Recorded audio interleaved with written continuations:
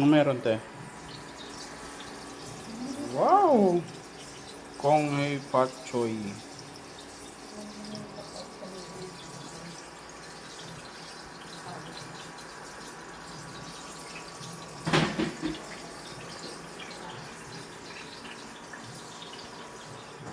ka masyado ibig yan. Hindi katulad yan eh. Wala na. No? Nilagyan na natin ito eh. Parang kumbaga sa ano, nakapapasok na sila doon. No? Effective sa ipis to eh. Siguro sa isip nila, patay ako nito. Papatay yung mga mahihina.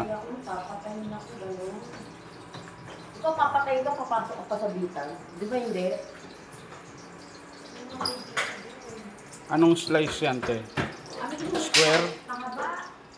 Rectangle? Rectangle, gusto mo? Okay.